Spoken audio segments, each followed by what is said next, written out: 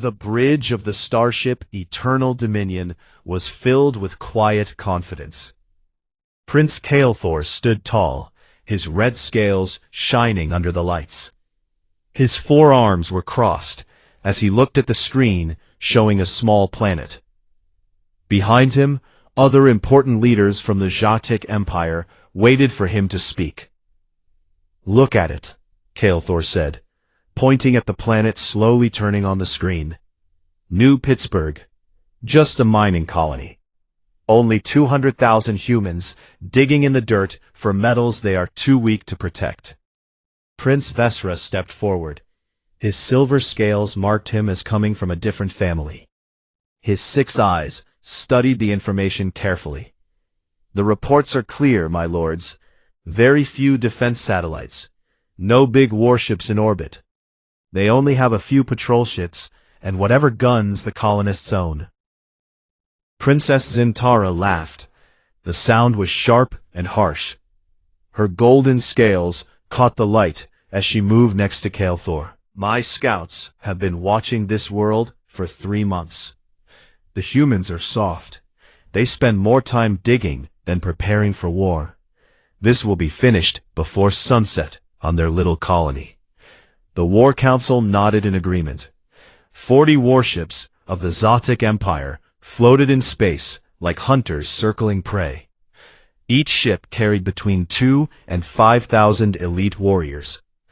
These warriors had trained for war since they were children. The 3 princes were the finest military minds from 3 great families. This invasion was meant to be practice, a test before they ruled their own conquered worlds. "How many defenders do we think they have?" asked Lord Threshcon, an older warrior who advised the princes. Vesra looked at his data tablet. "Maybe 10,000 with any military training. The rest are miners, engineers, and farmers. Our force of 100,000 warriors should beat them in days, maybe even hours." Kael'thor smiled, showing rows of sharp teeth. "Perfect. The Emperor wants this world for its minerals. The humans have done the hard work of finding the richest deposits. We just take what they prepared for us. They will surrender quickly once they see how pointless fighting us is." A young officer walked up to Vesra and whispered something. The Silver Prince frowned. His scales grew darker. "My Lord Kael'thor, our forward sensors have found something unusual." "Unusual how?" Kael'thor sounded annoyed. "Nothing should make this simple conquest complicated. 3 small ships have left the planet's orbital station. They are moving toward our fleet." Vesra showed the image on the main screen. 3 ships, each no bigger than a Zothic fighter, were speeding toward the invasion force. "They are sending a message on standard communication channels." "Let us hear what the humans want to say," Kael'thor ordered. A human voice filled the bridge, speaking the common trade language with a strange accent. "Attention Zothic Fleet. This is Lieutenant Commander Sarah Chen of the Human Reconnaissance Corps, Scout Division. You are approaching a sovereign human colony without permission. Under the Galactic Convention of Armed Conflict, we must offer you the chance to leave peacefully. You have 72 hours to turn around and leave this system." The bridge exploded with laughter. Even the usually serious Vesra smiled a little. 72 hours? 3 tiny ships giving terms to a fleet of 40 warships? Kael'thor stepped forward and activated the communication channel himself. "Human Scout, this is Prince Kael'thor of House Crimsonwing, heir to the 7th throne of the Zothic Empire. Your world now belongs to us. You have 1 hour to leave all orbital facilities and tell your colonists to prepare for occupation. If you resist, we will destroy everything." There was a pause. Then the human voice came back. Something in the tone made Vesra's scales prickle with worry. "Understood, Prince Kael'thor. Your refusal of peaceful terms has been recorded and sent to Human Defense Command. Good luck." The channel closed. The 3 small human ships began moving into a defensive position between the Zothic fleet and the planet. "They are getting ready to fight," said the sensor officer. His voice was filled with disbelief. "3 ships against our entire fleet." Zintara laughed loudly. "The humans are crazy. This will be over in seconds. Let me take my personal squadron and destroy these fools." Kael'thor thought about this. "No. We will use this as a lesson for our younger warriors. Order the 4th battle group to destroy these scouts. I want prisoners to question. Let them see what happens to those who defy the Zathic Empire." Orders went through the fleet. 10 Zathic warships, each covered with weapons and carrying 1,000 warriors, moved forward. They began to surround the 3 human scout ships, like big sharks circling small fish. Vesra studied his instruments carefully. Something bothered him. The human ships were too calm, too controlled. They showed no fear, no panic. "My lords, I recommend caution. We do not understand human military methods very well. Perhaps—" "Caution?" Kael'thor interrupted. "Against 3 small ships? Your family has always been too careful, Vesra.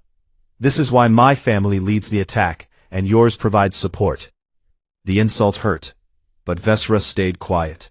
He watched as the Zathic warships moved to weapons range. The human scouts held their position.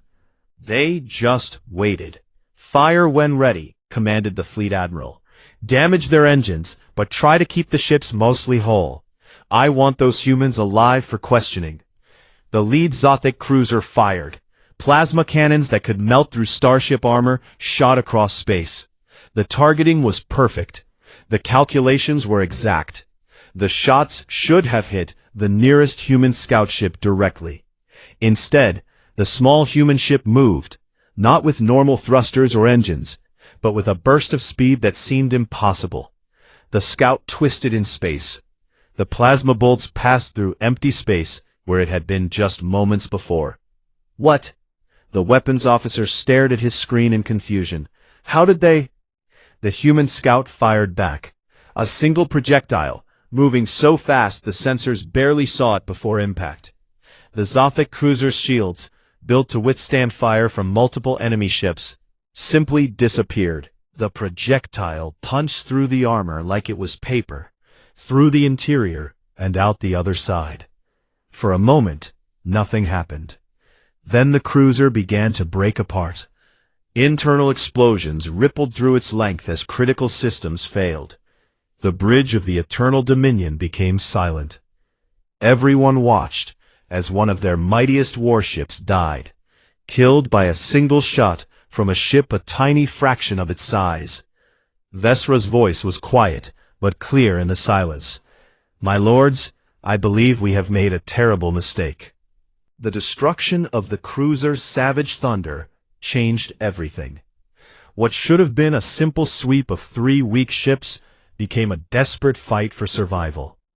The Zathic 4th battle group scattered, trying to use their larger numbers, but the human scouts moved like nothing the Empire had ever seen. Kael'thor gripped the railing of his command platform.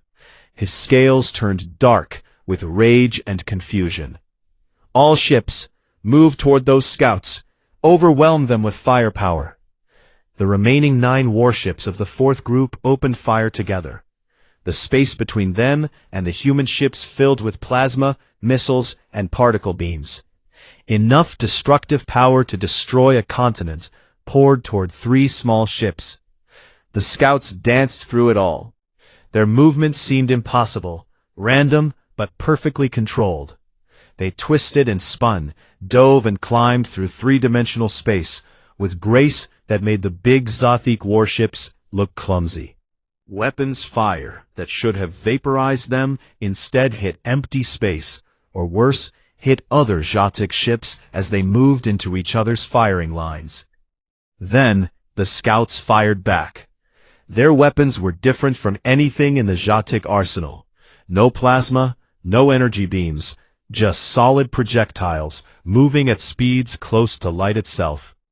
Each shot was placed with perfect precision, targeting engines, weapon systems, and shield generators.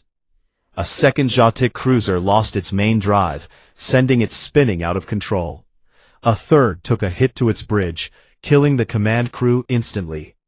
The fourth lost all power when a railgun slug cut through its primary reactor. "They are playing with us," Vesra observed. His voice was tight with controlled fear. "Those ships could destroy our vessels with single shots, as they did to Savage Thunder. Instead, they are crippling them. This is a demonstration." Zintara snarled and activated her personal communication channel. "All fighter wings, launch immediately. Swarm those scouts. They cannot dodge everything." From the launch bays of 20 different warships, Zothic fighters poured into space. 1,200 elite pilots in fast, maneuverable craft designed exactly for this kind of combat. Princess Zintara led her personal guard squadron, 60 of the finest pilots in the Empire, painted in the gold and black of her family. Kael'thor watched the tactical display with grim satisfaction. "Yes, dodge that, humans." The fighter swarm converged on the 3 scout ships like a cloud of angry insects. The human ships were fast, but surely they could not avoid 1,200 targets at once.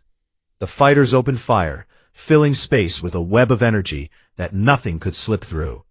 One of the scout ships simply stopped. It hung in space for half a second, letting the fighter swarm pass around it. Their shots missed by meters. Then it accelerated forward, straight into the heart of the formation. What followed was a masterclass in combat piloting. The scout moved through the fighter swarm like a blade through water.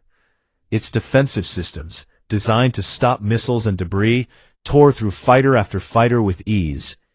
Every movement served multiple purposes: dodging one attack while positioning for a kill shot, destroying one fighter while using its explosion as cover from others. Zintara's squadron tried to coordinate a pincer attack. The scout killed 6 of them in 3 seconds, then accelerated away before the princess could even process what had happened. Her own wingman simply ceased to exist, there one moment and reduced to vapor the next. "All fighters, break off! Break off!" Zintara's voice cracked with something the Empire had never heard from her before. Pure terror.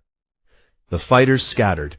In less than 4 minutes of fighting, the humans had destroyed or disabled 300 Zothic fighters, without taking a single hit in return. The 3 scout ships regrouped, holding position between the fleet and the planet, as if nothing had happened. Kael'thor's hands shook. He forced them still, knowing every warrior on the bridge watched him. "Enough. We proceed with the ground invasion. Whatever tricks these ships have, they cannot be everywhere. Once our warriors are on the surface, the humans will have no choice but to surrender or watch their colony burn." Vesra wanted to object, wanted to recommend retreat, but he knew it would be useless. Kael'thor's pride would never allow withdrawal after such a public humiliation. The fleet would continue, no matter the cost. Thousands of drop pods and assault shuttles left the warships, creating a cloud of metal that descended toward the planet's surface. The 3 human scouts made no move to stop them. They simply watched, hanging in orbit like silent judges. The first wave of pods hit the ground outside the colony's main settlement. Hatches blew open, and Zothic warriors poured out, weapons ready, formations perfect. They had done this 100 times before, on 100 different worlds. This should be the easy part. Commander Vorthak led the first assault group, 5,000 warriors strong. Their objective was the colony's central administrative complex, a cluster of buildings in the settlement's heart. Intelligence suggested minimal resistance, perhaps a few hundred colonists with hunting rifles and improvised defenses. The first sign that something was wrong came when Vorthak's advanced scouts simply disappeared. One moment they were reporting clear streets ahead. The next moment, their communication signals went dead. No shots fired, no warning, just silence. "Advance with caution," Vorthak ordered. "Battle formation Alpha, shields up." The warriors moved forward, covering each other with practiced efficiency. They entered the colony's outskirts, moving between buildings that looked hastily abandoned. Food still sat on tables. Computer screens still glowed. It was as if the entire population had simply vanished. Then the humans struck. Not from buildings or behind cover where defenders should hide, but from above, below, and angles that seemed impossible. Warriors fell with precision shots to their vital points before they even saw the enemy. Explosives detonated with perfect timing, catching Jatic forces in kill zones with no escape. Vorthok found himself leading a fighting retreat within minutes. His 5,000 warriors were being systematically taken apart by an enemy he could barely see. Glimpses of movement, the crack of weapons fire, then silence. His casualties mounted, 50 dead, 100, 200. "Where are they?" one of his officers screamed. "Where are the humans?" A voice answered from a loudspeaker mounted on a nearby building, speaking perfect Jatic. "We are all around you, Commander. You are in our home. You should not have come here." Vorthok fired his plasma rifle at the speaker, destroying it. 3 more warriors fell immediately, killed by shots from positions his troops had already cleared. The humans were moving through areas that should be impossible to access, appearing and disappearing like ghosts. He activated his emergency communication to the fleet. "This is Commander Vorthok to Prince Kael'thor. We are meeting heavy resistance. The humans are using advanced tactics and, my lord, I believe we are facing professional military forces, not colonists. Requesting immediate reinforcement and orbital fire support." Kael'thor's response was sharp. "Impossible. Intelligence confirms this is a civilian colony. You are facing frightened miners with guns. Push forward, Commander. Do not disgrace your family with cowardice." Vorthok had served the Empire for 40 years. He had never retreated, never failed a mission, never questioned an order from a prince. But as he watched his warriors die around him, cut down by an enemy that fought with inhuman precision, he knew something was terribly wrong. Another group of his soldiers fell, caught in a perfectly executed ambush. A human emerged briefly from cover to pull a wounded Jatic warrior into a building. Vorthok caught a glimpse of the human's armor before she disappeared. It had markings, a stylized eye over crossed rifles, and words in the human language. One of his warriors who had studied human culture translated. His voice shook. "Sir, those markings, they say, Reconnaissance Corps, 47th Scout Battalion." "What does that mean?" Vorthok demanded. I am not certain, Commander. But reconnaissance means scouting. These are not soldiers. These are not even their regular military. These are their scouts." Vorthok looked around at his decimated force. 3,000 warriors lay dead or wounded. They had advanced less than a kilometer into the colony and controlled nothing. If these were just the scouts, if this was not even the human military, for the first time in his long military career, Commander Vorthok felt true fear. 3 weeks had passed since the invasion began. The situation had transformed from a confident conquest into a grinding nightmare. Prince Kael'thor stood in the war room of the Eternal Dominion, studying holographic maps of New Pittsburgh with growing desperation. The blue areas representing Jatic control covered barely 30% of the colony. Even those areas were contested every hour of every day. "Give me the updated casualty report," he demanded. His voice was hoarse from days of shouting orders. An aide stepped forward. His scales were pale with stress. 8,347 warriors confirmed dead, my lord. Another 12,000 wounded, seriously enough to require evacuation. We have lost 19 dropships, 6 assault shuttles, and over 400 armored vehicles. In 3 weeks of fighting, the Jatic Empire had lost more warriors than in the previous 2 years of conquest combined. And they were fighting colonists, miners, supposedly untrained civilians. except they were not civilians. That much had become horrifyingly clear. Vesra entered the war room. His armor was scorched and damaged from his own trip to the surface. He had insisted on seeing the battlefield firsthand. This had earned him respect from the common warriors, even as it highlighted Kael'thor's refusal to leave his ship. "Tell me you have good news," Kael'thor said, though he knew better. Vesra shook his head. "We control the Central Administrative District, as ordered. It cost us 15,000 warriors. The humans abandoned it after booby-trapping every structure, every piece of equipment, every supply cache. We have lost 200 warriors just to hidden explosives since we took the district 3 days ago." "But we control it," Kael'thor insisted. "We are making progress." "We control rubble and death traps," Vesra corrected. "The humans gave us that territory because holding it costs us more than it costs them." "This is not a battle, Kael'thor. This is a systematic dissection of our forces by an enemy that understands warfare better than we ever imagined."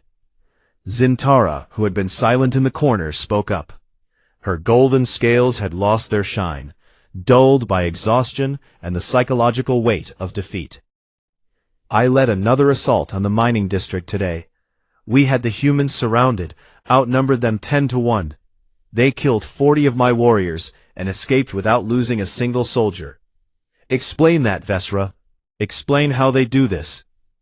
Vesra activated a data display, showing recordings from various battles.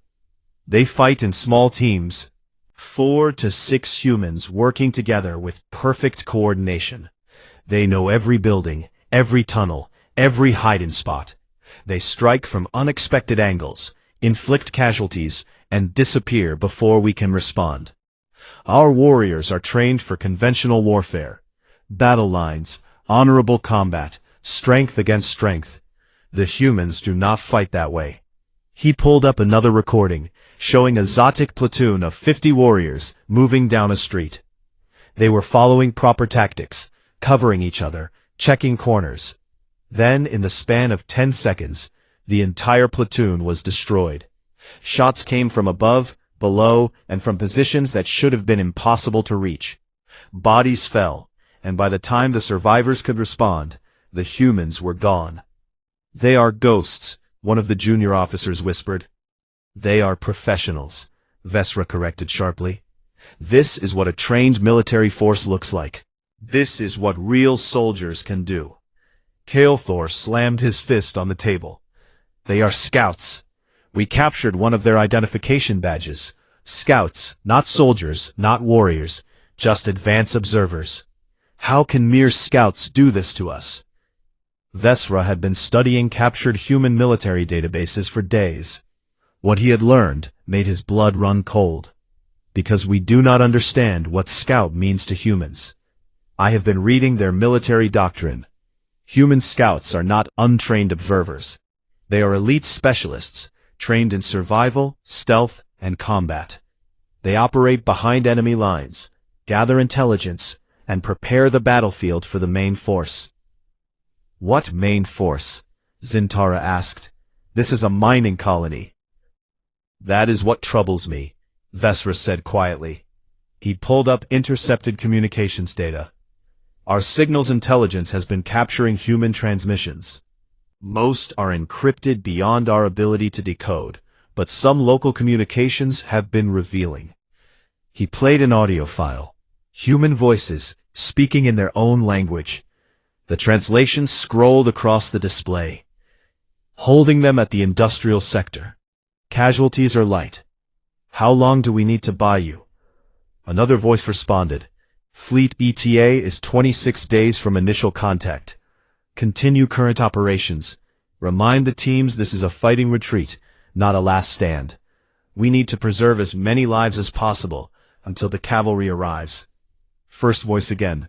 "Understood. Scout Team 7 out." The war room fell silent. Kael'thor stared at the display. His mind refused to accept what his ears had heard. The fleet. They mentioned the fleet. "Yes," Vesra confirmed.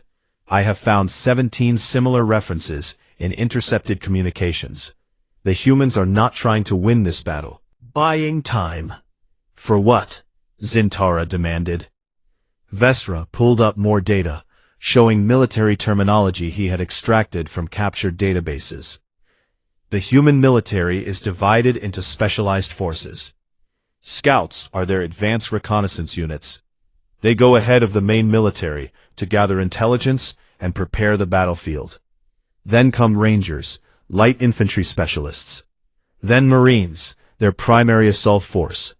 Then their regular army. Then special forces units with capabilities we can barely imagine. He let that sink in before continuing. We are fighting 1,200 human scouts. That is their official strength, according to the documents we captured. 1,200 scouts assigned to this colony for advanced reconnaissance and security screening.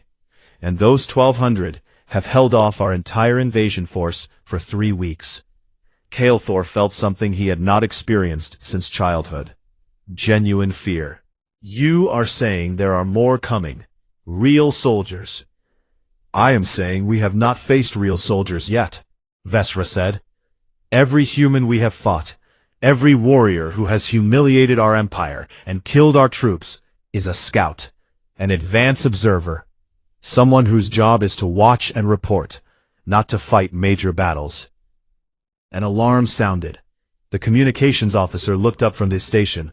His face was ashen. My lord's long-range sensors have detected a massive spatial disturbance at the system's edge, multiple ships dropping out of faster-than-light travel. The reinforcements we called for? Kael'thor asked hopefully. He had requested additional ships and warriors after the first week of disaster. Negative, my lord. The signatures are human. I count 300 vessels, ranging from destroyer class to dreadnought class. It is a full battle fleet. The war room erupted into chaos. Officers shouted over each other. Warriors demanded orders. Somewhere an alarm continued to wail. Vesra simply closed his eyes. His worst fears had been confirmed. Kael'thor grabbed the communications officer. Send a message to the surface. Tell all ground forces to execute Protocol Omega. Secure the human prisoners and prepare for extraction. We are leaving. My lord, the reinforcements will arrive in 6 days, the officer began. By the time our reinforcements arrive, there will be nothing left to reinforce, Kael'thor shouted. Have you not been listening? We have been fighting their scouts, and now their actual military is here. Get our warriors off that planet now. But even as he gave the order, Kael'thor knew it was too late. The human fleet was accelerating toward New Pittsburgh. They would arrive long before the Jathic forces could execute a full withdrawal. The Empire's greatest warriors, the finest ships, the pride of 3 royal families, were about to face an enemy they had catastrophically underestimated. On the surface, in a hidden command post deep beneath the colony, Lieutenant Commander Sarah Chen received a communication from the approaching fleet. She smiled for the first time in 3 weeks. All scout teams, this is Chen. The Marines are here. Time to show these bastards what happens when you mess with humanity. She looked at her exhausted, wounded, but unbroken scouts. 1,200 of them had held the line against an invasion force of 150,000. They had bought the time they needed, paid for it in blood and courage. Now the reckoning was at hand. Get to your shelters, Chen ordered. When the Marines hit the beach, you do not want to be caught in the open. They fight a bit rougher than we do. The sound was edged with exhaustion and grim satisfaction. They had done their job. The enemy had come, and the scouts had shown them just enough of humanity's capabilities to make what came next truly terrifying. The real war was about to begin. The human fleet came like an avalanche of metal and fury. 300 warships moving in perfect formation. Their weapons were hot and their intent was clear. Prince Kael'thor watched the tactical display with the numb feeling of someone watching their own execution approach. Communication incoming from the human fleet, the officer reported. Audio only. Put it through, Kael'thor ordered, His voice was hollow. The voice that filled the bridge was cold, controlled, and absolutely without mercy. Zatik Fleet. This is Admiral Richard Cato, commanding officer of the Human Defense Force 3rd Fleet. You have invaded sovereign human territory, attacked our citizens, and rejected all opportunities for peaceful resolution. You have 30 minutes to power down your weapons, drop your shields, and prepare to be boarded. Failure to comply will result in the complete destruction of your fleet. This is your only warning. 30 minutes. Not hours for negotiation, not days for diplomatic solutions. 30 minutes to surrender or die. Vesra stepped forward.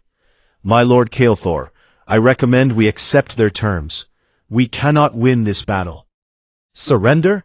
Kael'thor's voice rose to a screech. Surrender to humans? Do you have any idea what this would mean for our families, our honor, our legacy? I know what death means, Vesra replied calmly, and death is the only other option I see. Zintara moved to stand beside Kael'thor.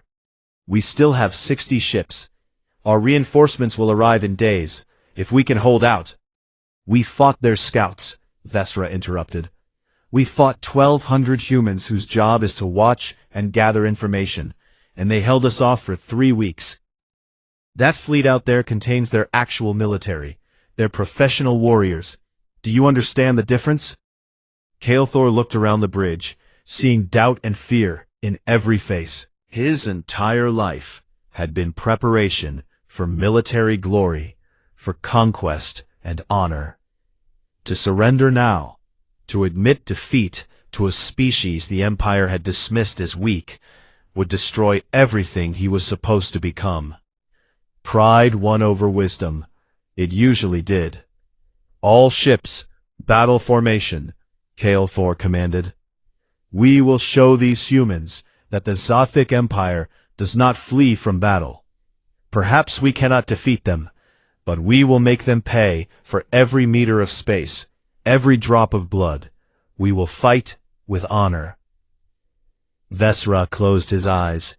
Then we will die with honor. I suppose that is something. The Zothic fleet moved into combat formation. 60 warships arranged themselves in a defensive sphere. Their shields powered up to maximum. Their weapons locked onto approaching targets. Crews raced to battle stations. Warriors prepared for boarding actions. Everyone said quiet prayers to gods who would not save them. The human fleet did not slow down. They did not adjust their formation. They did not show any sign of concern. They simply accelerated, closing the distance with terrifying speed. They are moving too fast, the tactical officer reported. At that velocity, they cannot maneuver effectively. They will overshoot our position. The human fleet opened fire. Every ship, every weapon, all at once. Space filled with missiles, railgun slugs moving at speeds close to light, particle beams, and weapons the Zothic had no names for.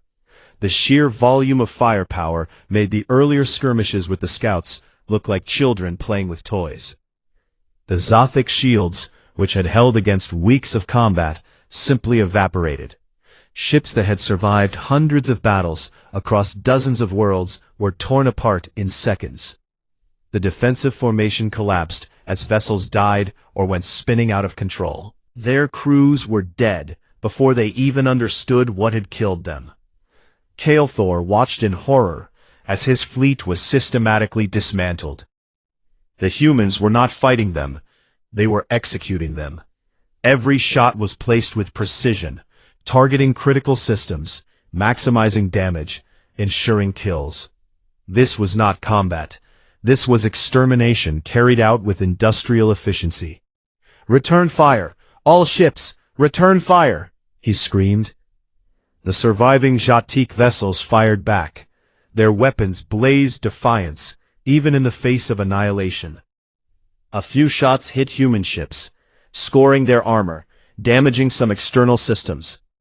But the human fleet absorbed the damage and kept coming, kept firing, kept killing. A human destroyer took a direct hit from 3 Jatik cruisers at the same time. Its shields flickered and failed. For a moment, Kael'thor felt hope. Then the destroyer rotated to present undamaged armor, returned fire, and destroyed all 3 cruisers in a single devastating attack. The destroyer continued forward, trailing atmosphere, but still fighting. "They are not stopping," Zintara whispered. "Even when we hurt them, they do not stop." A massive explosion appeared to the side as the battleship Glorious Conquest detonated. Its reactor had been breached. 30 ships. The Zothic had lost 30 ships in less than 6 minutes. The human fleet had lost none. "All ships, retreat, break orbit, and prepare for emergency jump to light speed." Kael'thor abandoned pride, abandoned honor, abandoned everything except the desperate need to survive. But the humans had anticipated that. A section of their fleet moved to block the escape routes, cutting off any path to where light-speed travel was possible. The Jatik were trapped between the human fleet and the planet they had tried to conquer. On the surface, a different kind of battle had begun. Human marines deployed in massive numbers, dropping from orbit in armored pods that punched through the atmosphere like meteors. While the scouts had fought with precision and stealth, the Marines fought with overwhelming force. Commander Vorthak, still alive despite the weeks of hell, watched the human drop pods land around his position. He had 5,000 warriors remaining from his original force. They were dug into defensive positions in the industrial sector. He had held this territory for a week at terrible cost, and he would defend it with his last breath. The first Marines emerged from their pods. Vorthak's heart sank. Their armor was heavier than the scouts' gear. Their weapons were larger and more powerful. They moved with the same terrifying competence as the scouts. But where the scouts had been shadows and ghosts, the Marines were a hammer. "Open fire," Vorthak ordered. His warriors poured everything they had at the advancing Marines. Plasma, projectiles, explosives, every weapon in their arsenal. Some Marines fell. Their armor was breached. Their bodies were broken. But most kept coming. Their shields absorbed hits that should have killed them. Their armor shrugged off weapons that had destroyed vehicles. The Marines reached the Zothic defensive line in minutes. What followed was not a battle, but a massacre. The humans fought with a brutality that shocked even hardened Zothic warriors. They cleared bunkers with grenades and flamethrowers. They executed flanking maneuvers with perfect precision. They showed absolutely no mercy to an enemy that had shown none to their colonists. Vorthak found himself in close combat with a human marine. His 4 arms against the humans' 2. He was larger, stronger, trained in combat since birth. The Marine broke his arm with a move so fast Vorthak barely saw it, then shot him in both legs with a sidearm. As Vorthak fell, the Marine moved on to the next target, not even bothering to finish him off. 6 hours. The battle for the industrial sector lasted 6 hours. When it was over, 12,000 Jatik warriors lay dead or wounded. The Marines had taken casualties too, perhaps 1,000 dead or injured. But they had won completely and utterly. In orbit, the space battle reached its conclusion. Of the 60 Jatik warships that had begun the engagement, 8 remained. They were damaged. Their shields were gone. Their weapons were depleted. Their crews were decimated. The Eternal Dominion was among the survivors, though barely. Half its systems were offline. It was venting atmosphere from dozens of breaches. 2 of its main drives were destroyed. The human fleet surrounded the survivors. Weapons trained, but not firing. Admiral Cato's voice came over the communication channel once more. "Jatik survivors, you fought with courage, if not wisdom. You are defeated. Power down your remaining weapons, and prepare to be boarded, or I will finish this." This time, Kael'thor had no pride left to stop him. We surrender. In the name of the Jatik Empire, I surrender our forces." Acknowledged, Cato replied. His voice showed no satisfaction, no triumph. Your surviving warriors will be treated according to the Galactic Convention. Your wounded will receive medical care. Your dead will be returned to your empire for proper burial. You personally, Prince Kael'thor, will be held to answer for your war crimes. War crimes. The words hit like a slap. We followed the conventions of warfare. You attacked a civilian colony, Cato interrupted coldly. You rejected peace terms. You bombed residential areas. You executed prisoners. My scouts documented everything. You will answer for it. Human Marines boarded the Eternal Dominion. They moved through its corridors with weapons ready. They found the survivors huddled in the back sections, defeated and broken. Kael'thor, Vesra, and Zintara were taken into custody. Their weapons were removed. Their armor was stripped. They were princes of the Empire, conquerors of worlds. Now they were prisoners of the species they had thought weak. Vesra looked at his fellow princes as they were led to the human ships. I tried to warn you. I tried to tell you we did not understand what we were facing. Kael'thor said nothing. There was nothing to say. They had led 150,000 warriors into battle against a human colony. Fewer than 12,000 survived, and most of those were wounded. They had faced 3 human scout ships and been humiliated. They had faced the human military and been destroyed. And the worst part, the part that would haunt Kael'thor for the rest of his life, was knowing that the humans had never deployed their full strength. This was a single fleet of many. These were regular Marines, not their elite forces. Humanity had ended the Zhatik invasion force with a fraction of their true military power. What could they do if they actually tried? The Hall of Thrones on the Zhatik homeworld had stood for 3,000 years. It was a monument to the Empire's power and glory. Today, it served as a courtroom for the Empire's greatest military disaster. Prince Kael'thor, Prince Vesra, and Princess Zintara stood before the assembled Imperial Council. Their armor was stripped. Their honor was destroyed. Their bodies bore the marks of defeat. The Emperor himself presided. His ancient scales marked him as one who had seen centuries of conquest.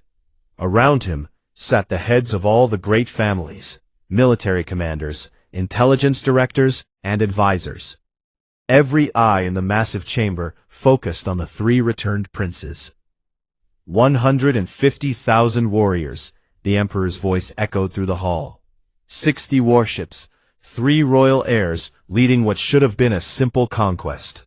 And you return with 12,000 survivors, 8 crippled ships, and a humiliation that will echo through the Empire for generations. Explain. Kael'thor stepped forward. He had spent the long journey home preparing for this moment. He knew his life and the lives of his family depended on his words.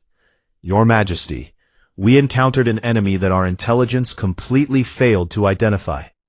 The human colony was not defended by civilians or militia. We faced professional military forces from the moment we entered the system. The reports say you fought scouts, an admiral interrupted. Not soldiers, not warriors, scouts. Yes, my lord, Kael'thor admitted. The shame of it still burned. We fought elements of the Human Reconnaissance Corps, approximately 1,200 scout personnel. They held us for 3 weeks until their main fleet arrived. Murmurs filled the hall. 1,200 scouts holding off a full invasion force. It seemed impossible, ridiculous. Surely the princes were lying to cover their incompetence. Vesra stepped forward, carrying a data tablet. Your Majesty, I have spent the past 2 months analyzing everything we learned about human military structure. With your permission, I would like to present my findings. The Emperor gestured for him to continue. Vesra activated a holographic display that showed the information he had painstakingly gathered from captured databases, intercepted communications, and battlefield observations. The human military is organized differently than ours, Vesra began. We train warriors for general combat and organize them by family and honor. Humans train specialists for specific roles and organize them by function. Their military has multiple tiers, each more dangerous than the last. He pulled up organizational charts. The first tier is the Reconnaissance Corps, commonly called Scouts. These are not untrained observers. They undergo years of training in survival, stealth, advanced combat, intelligence gathering, and independent operations. They deploy ahead of the main force to prepare battlefields and gather intelligence. We fought the 47th Scout Battalion, 1,200 personnel, and they inflicted over 20,000 casualties on our forces. The council members shifted uncomfortably. The math was damning. Each human scout had, on average, killed or wounded more than 15 Zothic warriors. The second tier is their Rangers, light infantry specialists who operate in difficult terrain and behind enemy lines. We never encountered Rangers on New Pittsburgh. Vesra let that sink in. The third tier is their Marine Corps, heavy assault infantry used for planetary invasions and ship-to-ship combat. We encountered approximately 100,000 Marines. They destroyed our remaining ground forces in less than a day. He pulled up casualty reports, videos of the battles, tactical analyses. The council watched in growing horror as the data painted a picture of complete military superiority. The fourth tier is their regular army, numbering in the billions across all human worlds. The fifth tier is their special forces, elite units with capabilities we barely understand. The sixth tier is their naval personnel, operating the ships that destroyed our fleet. Vesra paused. We faced tiers 1 and 3. We never encountered their Rangers, their army, or their special forces, and they defeated us completely. Zintara spoke for the first time. Her voice was quiet but clear. They were not fighting to destroy us. They were fighting to study us. The human scouts documented our tactics, our weapons, our organization. When their fleet arrived, they knew exactly how to kill us most efficiently. We were not an enemy to them. We were a training exercise. The Emperor leaned forward. You are saying the humans deliberately let you fight longer than necessary? I am saying they tested us, Vesra replied. The scout commander could have called for the fleet immediately. Instead, she kept us engaged for 3 weeks, learning everything about how we fight. When the Marines deployed, they executed countermeasures to every tactic we had used. They knew where we would dig in, how we would respond, what our weaknesses were. We taught them how to defeat us, and they used that knowledge to destroy us. An intelligence director stood. How large is the human military? Total strength. Vesra pulled up the data that had kept him awake every night since their defeat. Based on intercepted communications and captured databases, the humans maintain approximately 40 fully staffed fleets, similar to the one that engaged us. Each fleet contains between 200 and 400 warships. Their Marine Corps numbers over 100 million personnel. Their army is estimated at 5 billion active personnel across approximately 2,000 worlds. Their Scout Corps alone numbers over 2 million specialists. The numbers were staggering, almost incomprehensible. The entire Zothic Empire could field perhaps 20 million warriors total across all their conquered worlds. The humans had more scouts than the Empire had total military personnel. How did we not know this? The Emperor demanded. How did our intelligence services fail so completely? Because humans are subtle, Your Majesty, Vesra explained. They do not boast about their military strength. They do not display it unnecessarily. Most species see their peaceful trade ships, their diplomatic missions, their scientific vessels. We assumed that was all they were. We made the fatal mistake of confusing their preference for peace with an inability to wage war. His voice was heavy with bitter understanding. We thought we were the predators, and they were prey. We were wrong. Humans are not prey. They are apex predators who have learned to disguise themselves as something harmless. When we attacked their colony, we did not wake a sleeping giant. We poked a monster that was already awake, and it chose to show us just enough of its teeth to make us understand our mistake.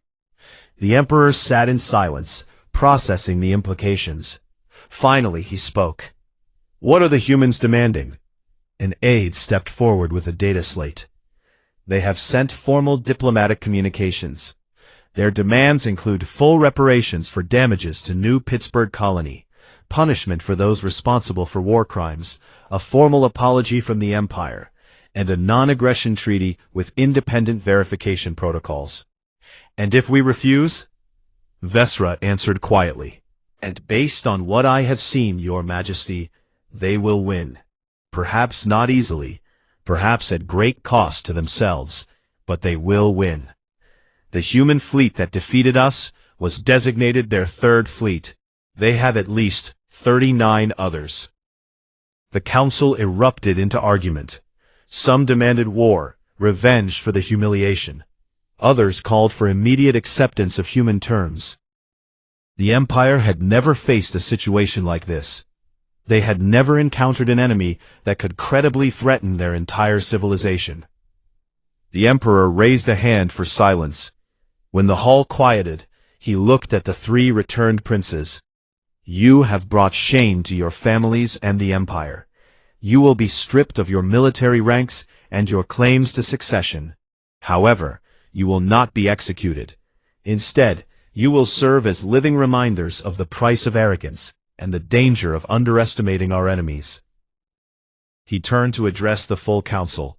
"Send word to the humans. We accept their terms. The Empire will pay reparations, punish the guilty, and sign their treaty. We will not wage war against humanity." "Your Majesty, the dishonor," a general began. "There is no honor in extinction," the Emperor cut him off. "We fought their scouts and were humiliated. We fought their marines and were destroyed. I will not order our people to fight their full military. We survive, we adapt, and we remember this lesson. There are species in this galaxy more dangerous than we imagined. Humanity is one of them."